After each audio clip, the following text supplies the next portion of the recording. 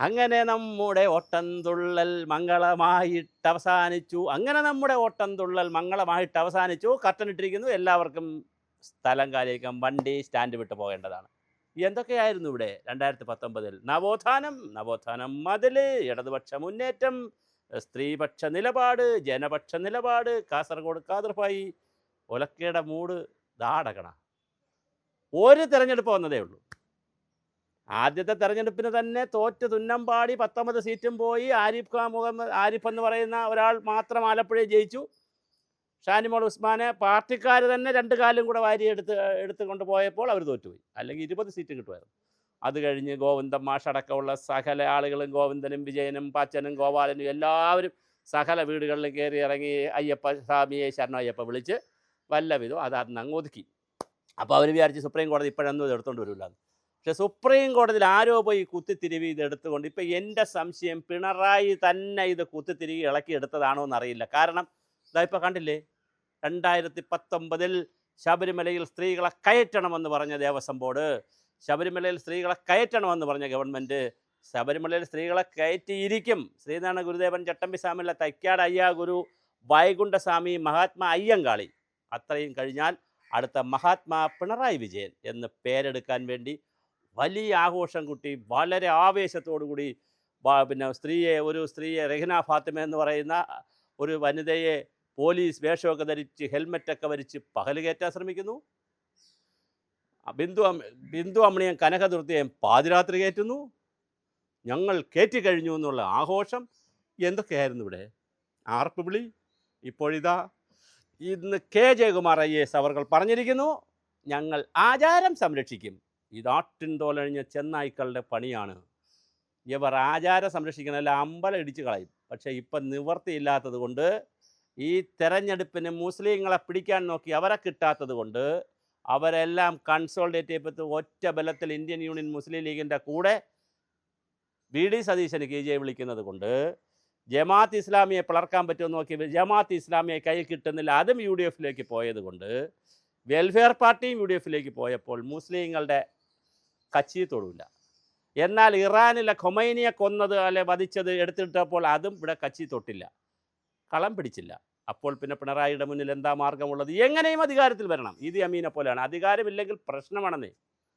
ഇവിടെ വരുന്ന സകല സർവേകളും പറയുന്നത് PD സതീശൻ്റെയും UDF വരുമെന്നാണ്, 80-85 സീറ്റിൽ വരുമെന്നാണ്. അപ്പോൾ പിന്നെ എന്താ ഒരു മാർഗം? സകലവിധ ആനുകൂല്യവും കൊടുക്കുക, പെൻഷൻ പ്രായം കൂട്ടണമെങ്കിൽ കൂട്ടുക, ശമ്പള പരിഷ്കരണം കൊടുക്കുക, എന്തെല്ലാം കൊടുക്കാം അതെല്ലാം കൊടുക്കുക, PSC പ്രായം കൂട്ടുക, എന്തൊക്കെ ചെയ്യാം അതെല്ലാം ചെയ്യുന്നു. വൈകുണ്ഠസ്വാമിക്ക് ഇത് കൊടുക്കുന്നു. എന്ത് വേണോ നമുക്ക് ചോദിച്ചാൽ മതി. നിങ്ങൾ ചോദിച്ചാൽ ഗവൺമെൻറ്റിനുള്ള എന്തും തരും. അവസാനം അത് വച്ചിട്ട് നോക്കിയപ്പോൾ മുസ്ലിങ്ങളെ കിട്ടൂല എന്ന് മനസ്സിലായി. അപ്പോഴാണ് ക്രിസ്ത്യാനികളെ പിടിക്കാനൊരു പണം നടത്തിയപ്പോൾ ക്രിസ്ത്യാനികളുടെ ഓർത്തഡോക്സും മലങ്കരയും സിറിയനും എല്ലാം കൂടി ഇപ്പോൾ നരേന്ദ്രമോദിയെ ഇപ്പോൾ കാണുന്നു, മോഡി വരുന്നു, അതിൻ്റെ ചർച്ച നടക്കുന്നു. അവർ അവിടെ കൺസോൾട്ടേറ്റ് ചെയ്യപ്പെടുന്നു.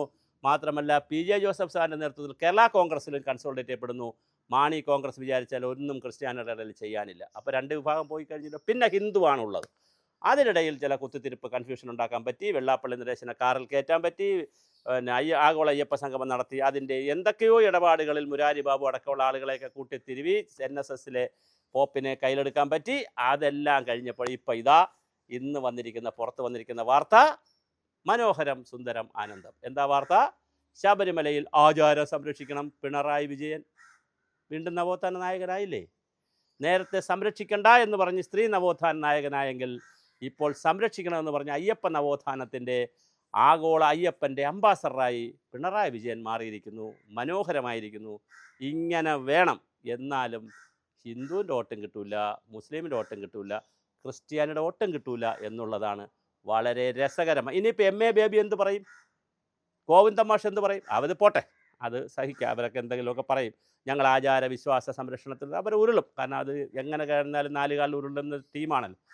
നമുക്കറിയേണ്ടത് കേരള ശാസ്ത്ര സാഹിത്യ പരിഷത്ത് എന്ത് പറയും, യുക്തിവാദി സംഘം എന്ത് പറയും, പുരോഗമന കലാസാഹിത്യ സംഘം എന്ത് പറയും, മിശ്ര വിഭാഗ സംഘം പോലുള്ള സംഘങ്ങൾ എന്ത് പറയും, ഇവിടുത്തെ സോഷ്യൽ മീഡിയയിൽ കിടന്ന് മറിച്ച് തിളയ്ക്കുന്ന നിരീശ്വരവാദികൾ എന്ത് പറയും, ഇടതുപക്ഷ തീവ്രവാദികൾ എന്ത് പറയും, ഇടതുപക്ഷ മതേതരത്തിൽ വേണ്ടി സ്ത്രീ വിമോചനത്തിന് വേണ്ടി ഒന്നിച്ച് അച്ചാരമെടുത്തിരിക്കുന്ന വനിതാ സംഘടനകൾ എന്ത് പറയും? നിങ്ങളുടെ വോട്ട് പോവുമോ? അതും ഇനിയിപ്പോൾ സംഭവിക്കാൻ പോണത് ഹിന്ദുവിൻ്റെ വോട്ട് പിടിക്കാൻ വേണ്ടി ശബരിമല അയ്യപ്പനെ കൂട്ടുപിടിക്കുകയാണെങ്കിൽ, ആചാരത്തെ കൂട്ടുപിടിക്കുകയാണെങ്കിൽ, കൂടെ നിൽക്കുന്ന ഇടതുപക്ഷത്തിൻ്റെ മഹാഭൂരിപക്ഷത്തിൻ്റെ വോട്ട് കോൺഗ്രസ്സിന് പോകും. എങ്ങനെയായാലും UDF വോട്ട് കിട്ടുമെന്നുള്ളതാണ് ഇപ്രാവശ്യം പിണറായിയുടെ ഒരു വലിയ ശാപം. എങ്ങനെ നോക്കിയിട്ടും പുള്ളിക്ക് പറ്റുന്നില്ല. ഇപ്പം ആചാര സംരക്ഷണത്തിനെതിരെ ശബരിമലയിലെ സത്യവാങ്മൂലം നേരത്തെ കൊടുത്തത് അതുപോലെ ഒന്നുകൂടി അഫിഡവിറ്റ് കൊടുത്താൽ വിശ്വാസികൾ ഒന്നടങ്കം എതിരാവും, കെട്ടിവെച്ച കാശ് കിട്ടത്തില്ല. എന്നാൽ വിശ്വാസികളെ കൂടെ നിർത്താമെന്ന് വിചാരിച്ചാൽ ഇടതുപക്ഷത്തിൻ്റെ ഒരു മഹാഭൂരിപക്ഷം വോട്ട് മാറിക്കുത്തും. എന്തായാലും രസകരമായിട്ടുള്ള, വളരെ മനോഹരമായിട്ടുള്ള, ചെകുത്താനും കടലിനും ഇടയ്ക്കെന്ന് പറഞ്ഞാൽ പോരാ, നടുക്കെന്ന് പറഞ്ഞാൽ പോരാ, ഇതെവിടെയാണെന്നറിയില്ല. ചെകുത്താൻ്റെയും കടലിൻ്റെ ഇടയ്ക്കാണ്, പക്ഷേ ഇത് എവിടെയാണ് കിടക്കുന്നതെന്ന് അറിയാൻ വയ്യാത്ത രീതിയിൽ വല്ലാത്തൊരു പ്രതിസന്ധിയിലാണ് ഇടതുപക്ഷം ചെന്നിരിക്കുന്നത്. ഒരു വശത്ത് തത്വശാസ്ത്രം, മറുവശത്ത് ആചാര സമൂഹം, വേറൊരു വശത്ത് വോട്ട്. അപ്പോൾ വോട്ടിന് വേണ്ടി നമ്മൾ എന്തും ചെയ്യും. വോട്ടിന് വേണ്ടി ഞങ്ങൾ ആരെയും പ്രീണിപ്പിക്കും. വോട്ടിന് വേണ്ടി ക്രിസ്ത്യാനികളെ പ്രീണിപ്പിക്കും. വോട്ടിന് വേണ്ടി മുസ്ലിങ്ങളെ പ്രീണിപ്പിക്കും. വോട്ടിന് വേണ്ടി ഞങ്ങൾ കോശി റിപ്പോർട്ട് ഇപ്പോൾ കൊണ്ടുവരും. എല്ലാം ഞങ്ങൾ വോട്ടിന് വേണ്ടിയിട്ടാണ്. ഞങ്ങളെല്ലാം ഭരണത്തിൽ വച്ചിട്ടുണ്ട്. ഏത് സാധനവും ഞങ്ങൾ വോട്ടിന് വേണ്ടി എടുക്കും. ഇപ്പോഴിതാ ഞങ്ങൾ എടുത്തിരിക്കുന്ന പുതിയ സാധനമാണ് ആചാരം സംരക്ഷിക്കണം. എത്ര മനോഹരമായ കാര്യം. ഇതല്ലേ പത്മകുമാർ പറഞ്ഞത്, കരഞ്ഞുകൊണ്ട് ആചാര സംരക്ഷണത്തിന് അനുകൂലമായി ഒരു കത്ത് കൊടുക്കാമെന്ന് പിണറായി വിജയൻ്റെ വീട്ടിൽ പോയി കടകംപള്ളി സുരേന്ദ്രൻ്റെ കാല് പിടിച്ചില്ലേ? അപ്പോൾ സമ്മതിച്ചില്ല. അപ്പോൾ പറഞ്ഞ് അമേരിക്കയിലിരുന്ന പിണറായി വിജയൻ പറഞ്ഞു, ഇവിടെയുള്ള കടകംപള്ളി സുരേന്ദ്രൻ പറഞ്ഞു 200 ഏക്കർ സ്ഥലം വേണം, എരുമേലിൽ വിമാനത്താവളം വേണം, നമുക്ക് അടിച്ച് പൊളിക്കണം.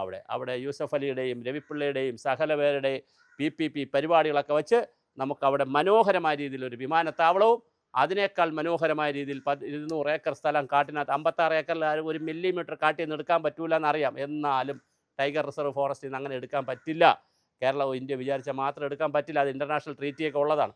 അതൊന്നും അല്ലെങ്കിൽ പോലും 56 ഏക്കറിന് പുറമെ 200 ഏക്കർ കൂടി പിടിച്ചു വാങ്ങി അവിടെ അടിച്ച് പൊളിക്കാം. വർഷം മുഴുവൻ സ്ത്രീകളെയും പുരുഷന്മാരെയും എല്ലാം കയറ്റി നല്ലൊരു കച്ചവടം നടത്താമെന്ന് വിചാരിച്ചു. അയ്യപ്പൻ അവിടെ പത്മാസനത്തിലിരുന്നാലെന്താ, നിദ്രാസനത്തിലിരുന്നാലെന്താ, അവിടെ പിന്നെ പട്ടാസനത്തിലിരുന്നാലെന്താ, അയ്യപ്പൻ നിത്യബ്രഹ്മചാരി ആയാലെന്താ, നൈഷ്ഠിക ബ്രഹ്മചാരി ആയാലെന്താ, അയ്യപ്പൻ എന്തായാലെന്താ, മണികണ്ഠനായാലെന്താ, ആരായാലെന്താ, നമുക്ക് വേണം പണം എന്ന് പറഞ്ഞ് പിണറായി ഇറങ്ങിയപ്പോൾ മുച്ചൂട് മുടിച്ച പോലെ നേരത്തെ നല്ലൊരു തല്ല് കിട്ടി. പക്ഷേ ഇപ്പോൾ വീണ്ടും അതിനെല്ലാം സുല്ല് നമ്മൾ വന്നിരിക്കുന്നു ആചാരം സംരക്ഷിക്കാൻ. അങ്ങനെ അടുത്ത പിണറായി വിജയൻ ആചാര്യ മുനി പിണറായി വിജയൻ ആചാര്യൻ്റെ ഭാഗവത സപ്താഹവും കുറച്ച് കാര്യങ്ങളൊക്കെ ഇനിയിപ്പോൾ കേൾക്കാം.